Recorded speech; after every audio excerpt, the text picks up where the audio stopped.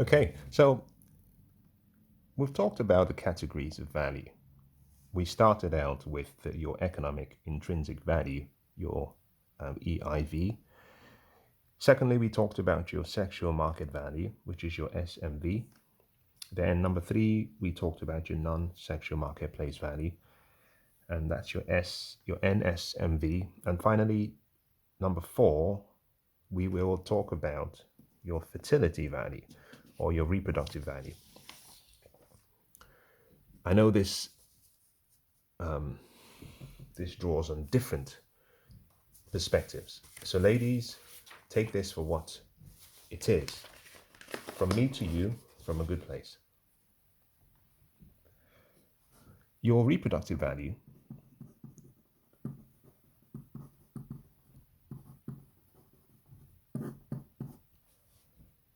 in many ways is intrinsically connected to the purpose of a marriage, which is primarily to raise kids, to procreate, to be fruitful and multiply, raise offsprings, and raise the offsprings in a family where you have two parents. So your reproductive value has to do with your fertility. It has to do with your ability to reproduce. And why is this important? Well, the reason it is important is because for most men, under a certain socioeconomic level, they've worked very hard and so they want a family. How do we address and identify your fertility value? Primarily your age, which is connected to your youth. Primarily. The number of sexual partners you have plays an impact, but also because this connects to the number of decisions you've had to make regarding whether you're willing to bring to term a child. For those who have had abortions, complicated abortions, certainly that affects your ability to reproduce. For those who've had multiple sexual partners, you've increased the risk that potentially you may have contracted STIs or may have found yourself pregnant. So the number of sexual partners you have, your run rate and your use rate affects your reproductive value, but also connects to abortions, certainly a woman's choice. But all of that affects your ability and the quality of your womb. Your fertility reproductive value connects to two things: quality, quantity of your eggs. The younger you are, the more quality eggs you have, and the more quantity of eggs you have. The older you are, the less. Age 35 is where you go into what we call high-risk pregnancy. So if you speak to your gynecologist, an obstetrician, in the UK we call it obs and gyn, in the US I think they call it OB-GYN, OB-GYN, you'll be advised that beyond 35, you are now in the category of high-risk pregnancy, and there are potential risks to the mother and to the child. Between 18 and 35 is usually the period that most women have as a window to have a normal reproductive process. So keep that in mind. Women generally have higher values in terms of their fertility or reproductive value the younger they are. The older they are, the less valuable they are. I am going to illustrate this using a breakdown of what I call age categories. And I think this is useful because it will give you an understanding. Fundamentally, I think this is one of the areas where women have been very, very grossly misled. especially by the feminist, womanist movement. And I will explain that. But let me start by saying this. Your sexual marketplace value and your fertility value are the two that men primarily care about, especially men who want to have families. The reason for that is because men are looking at what you look like, and next they're looking at whether you can reproduce for them. So in terms of order of significance, let me see if I can find the original. If I was ranking this, most men would rank this as number one. Sorry, apologies. Number one, sexual marketplace value. Number two, your fertility value. Number three, your non-sexual marketplace value. And we don't even consider this. We do not consider your economic intrinsic value because we're not looking for you to help us provide for the family. So number one and number two, and this simply means that your fertility value is very, very important. But although we men generally look at your sexual marketplace value, one of the reasons for that is because it's the visual, is what we see. So whether the man is looking for casual, long-term life partner, he has to see you first. And you have to get his attention before communication and conversations begin. But the truth is, your fertility value is the one aspect of your value that can ruin every other value you have. And let me explain why. If a girl gets pregnant at 18 by a random stranger, it means that derails her education, that derails her ability to acquire knowledge, become a professional. So therefore, her economic intrinsic value is almost eradicated, except she's from a wealthy family. But what that also means is that her sexual marketplace value, although she might be attractive, she loses a lot of points because a woman who has a child is considered, is not seen favorably by a man, because in effect you have an offspring who is a liability and an expense to the man, and therefore most men do not want to have and rear other people's kids. Now, what that also means is that a non-sexual marketplace value, which has to do with femininity, being faithful, being loyal, having the traditional values, are also affected because she, at 18, when she's still a child, she has to become responsible for another child.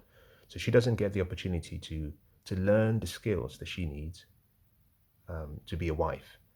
Although caring for a child certainly gives you some of those maternal skills. So your fertility reproductive value is very important. Think about it this way. If you were to go to a showroom and you bought a new car, if you drove the car off the lot and you drove down to the first traffic light, which is roughly 100 yards away, if you turned around and drove the car back and said, I changed my mind, the dealer will be willing to pay and buy the car back from you at roughly about 75 or 80% of the price you paid. So you've devalued the value of the car by between 20 and 25%, even just after driving it for 2 minutes down the road. In the same way, once you've had a baby, a child, out of wedlock or even in wedlock, when you come back to the marketplace, that baby devalues you by between 25% and more.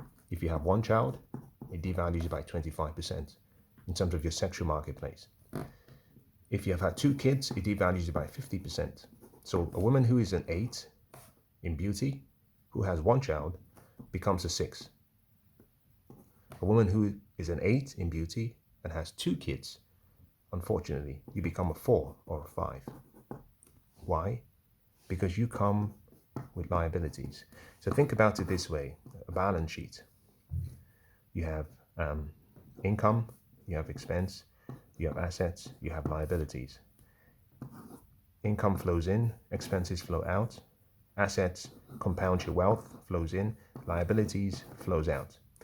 Your children are expenses and they are liabilities. The value of an asset is a combination liabilities plus equity. So if a child is a liability to you, it means you have no claim on that child. Someone else has a claim on that child, the child's father. You have no claim on that child, but you have to fund that child. So in addition to the mother, you have to look after the two kids. That's the reason why it is a liability. So keep that in mind, ladies, as you're dealing with men. Now, this brings me to the point that, ladies, your value in the marketplace decreases with time. Your value as an individual, your value to your family, your value to society increases, because as you produce, you're more valuable to society. To your family, you're always valuable. But to the marketplace doesn't really care, because the marketplace simply compares you to other women. So your value decreases with time. As you age, your fertility value drops. As you age, your sexual marketplace value drops. However, your EIV, which is your economic intrinsic value, increases with time. Your SMV decreases with time. Your non-sexual marketplace value should increase with time, but normally for most women it stays flat, because most women are not trained. So you could say that nothing stays flat, and therefore you're either growing or you're disintegrating. You're increasing or you're decreasing. So we say this decreases with time. Your fertility value or your reproductive value decreases with time. Now, I said this is the most important, and this. And what that means is that from 18, as you move to 35, your value is dropping. So for ladies, the younger you are, the more valuable you are in a man's eyes. And this brings me very nicely to the categories. This is where we'll bring today's session to a close. The age, what I call the age categorization. And this is important, and this will make sense as I explain. There are 4 stages to a woman's aging process. This is a woman who is in the market to find a spouse. And this is based on the judgment of a man of a socio-economic level in the marketplace looking for a spouse. 18 to 22, 5 years. If you understand this section, I think your interactions with men will be more meaningful, and your decisions as you move forward will be much more intelligent.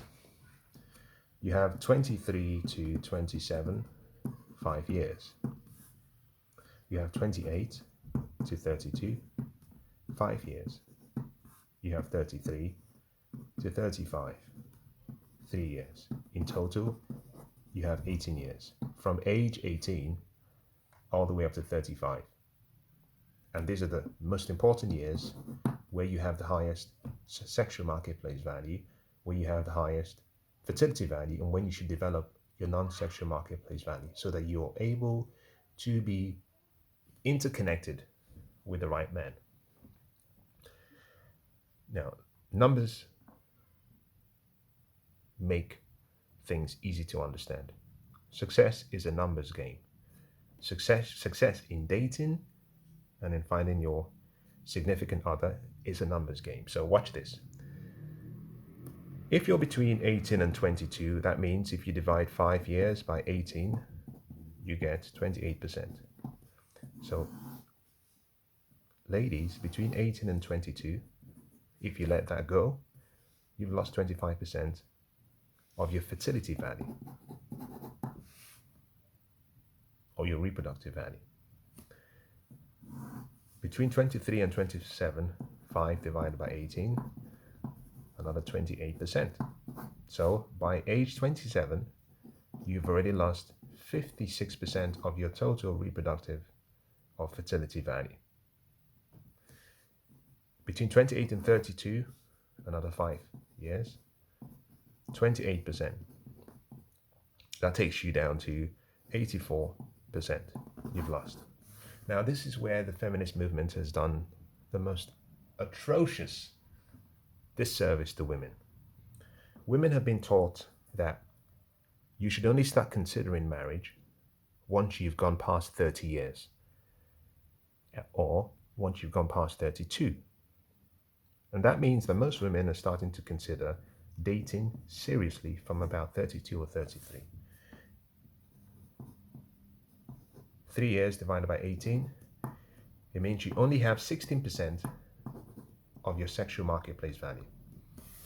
What that means is a man who meets a woman who is between 18 and 22 will consider her to be between, say, a 9 and a 10.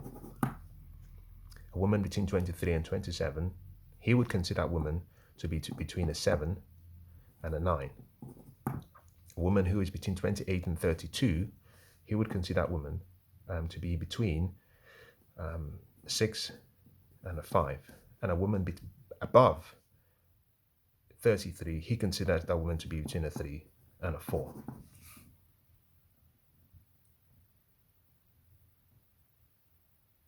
The numbers never lie. So ask yourself the question, what age group do you fall into? Because from 35 and above is high risk pregnancy. And if a man wants to have 2 kids and you are 35, he knows at best he might get 1, potentially high risk.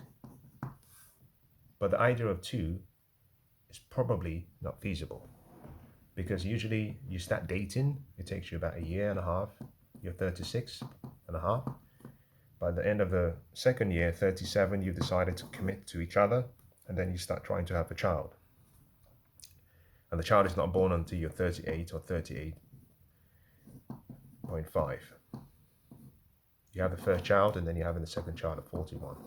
Now, this is not to suggest that women cannot have kids after 35. You can. But the older you get, the less eggs you have, and the less quality of eggs. So, in the same way, this scoring system is really based on the quality of your eggs and the quantity of your eggs and your youth.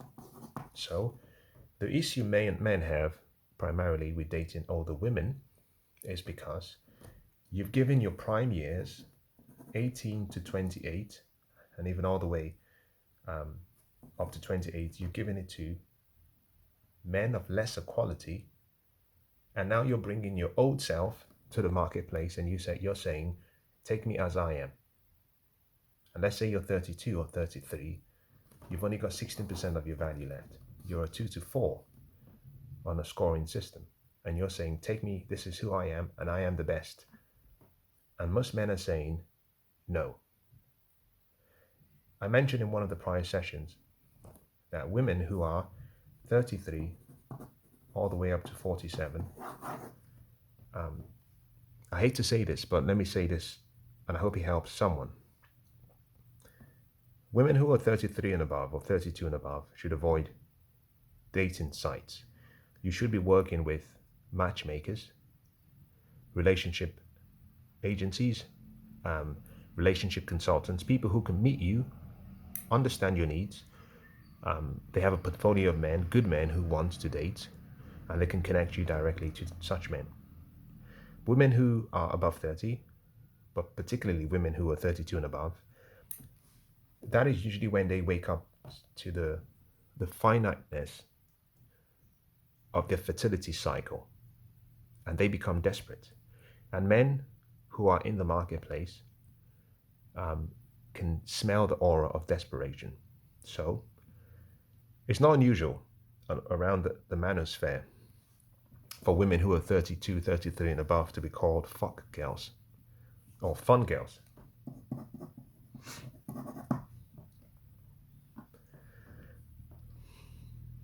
Not a good thing to say, not an easy thing for me to say, but I hope this helps some of you.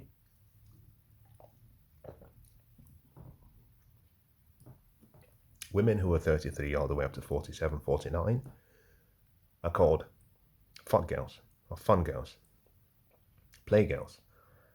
The men simply play with you. They swipe left and they swipe right. And they have a very, very good justification for dumping you when the time comes. Their reasons are justified. But what is very sad is that the women sympathize with their reasons. So a man meets you, you're 35, he dates you for 6 months and he says, I have to call this up. And you say, why? And he says, you're a very great girl, but I really want to have a family, and you're 35. And by the time we get married, you'll be 37 and it's high risk pregnancy. You can't give me more than one child. And guess what?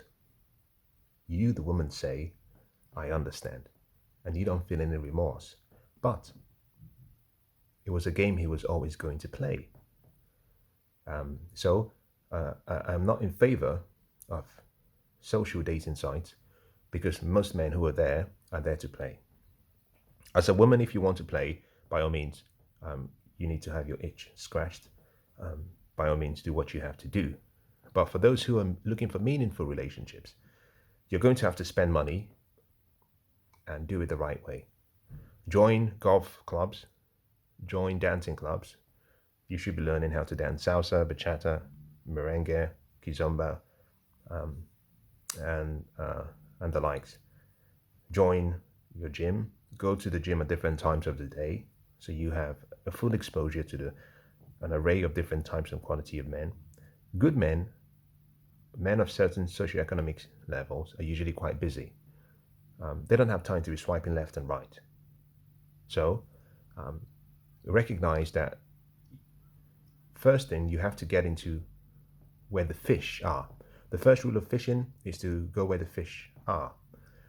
And when you go, don't go with a shotgun. Go with a net, so you can capture as many as you can, and you can have the opportunity to choose the right one. But be more strategic and intelligent in your the way you market yourself, because it is your responsibility to market yourself as a woman. It is a man's responsibility to pick.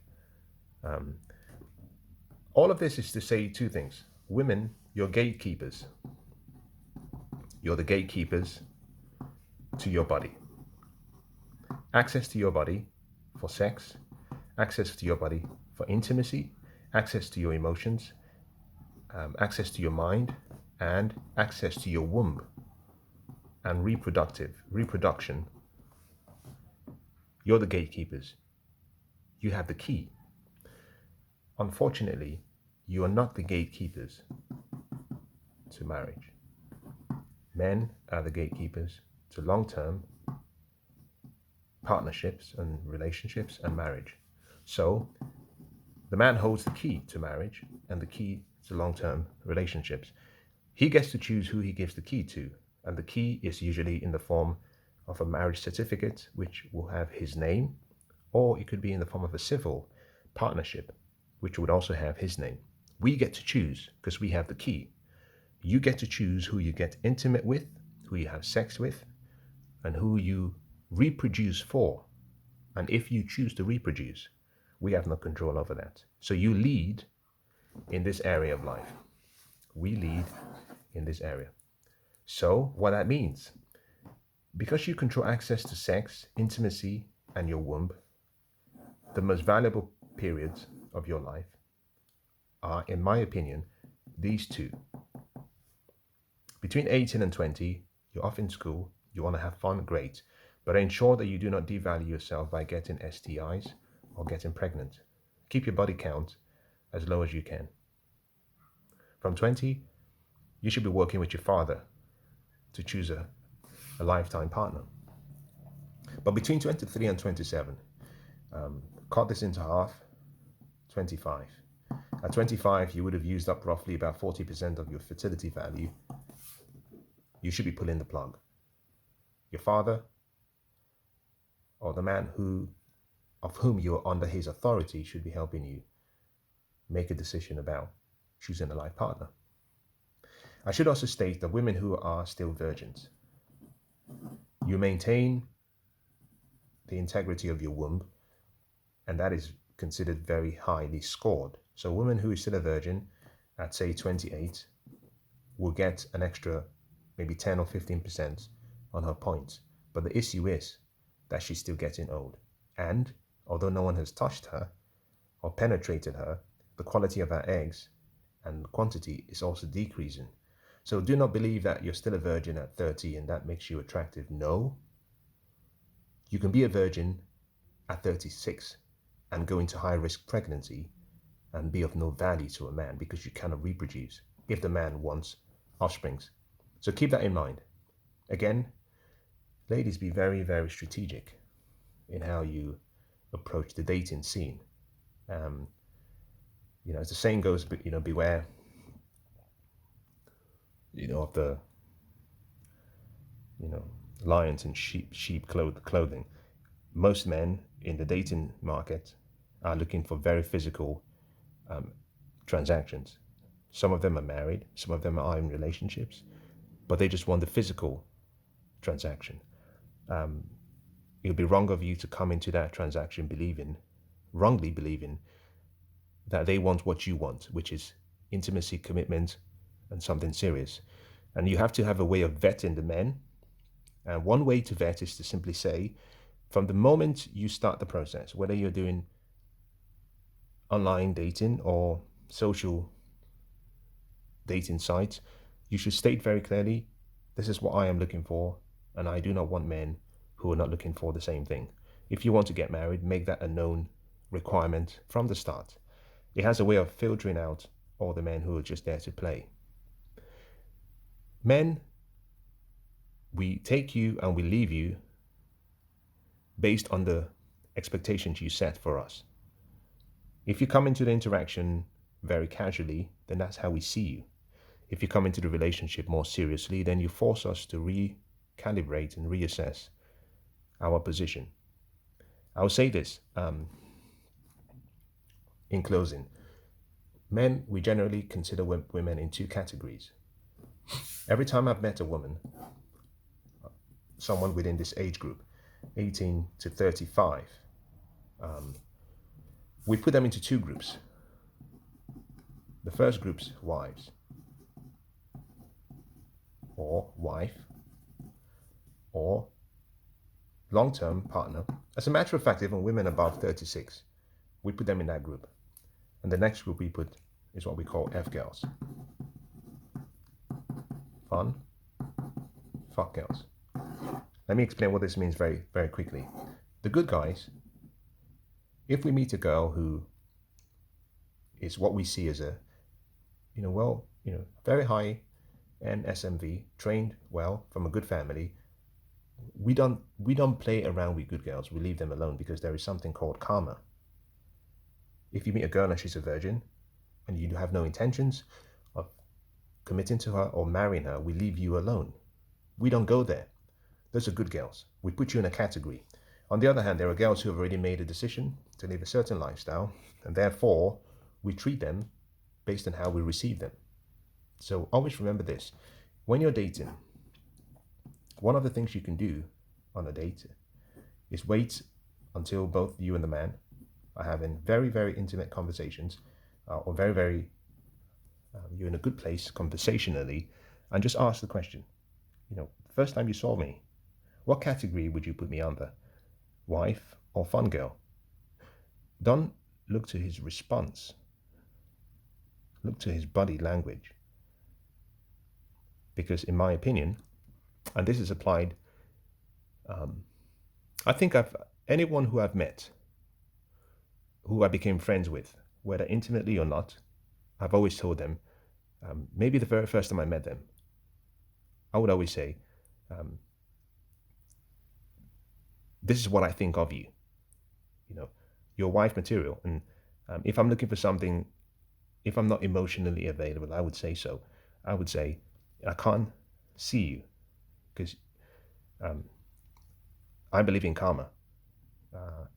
You're not one of those we play around with. So, I'm going to call this relationship off immediately, or I wouldn't let this relationship proceed. But most of the girls that I have met, become friends with, intimately or not, I've always told them, You have that quality, the first impression, and that comes from your energy, your spirit, your temperament, the way you carry yourself. Now, that does not mean the person is a good person inside. I'm saying that is the first impression. What that means is that we see them as people we can take home to our mothers, and we can say, Mum, I'd like you to meet X. Or we can say, Dad, I would like you to meet X. The fun girls are those who we just want to play with. Well, girls who have tattoos and piercings and wear funny collars and different hairs and all the really crazy stuff, almost looking like a scarecrow. Those girls are the girls who we believe satisfy a fantasy we might have.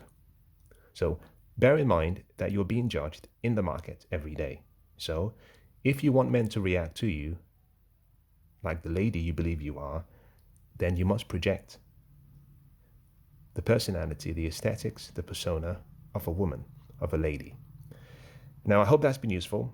And if I think of something else, I will be delighted to share. I wish you all the best.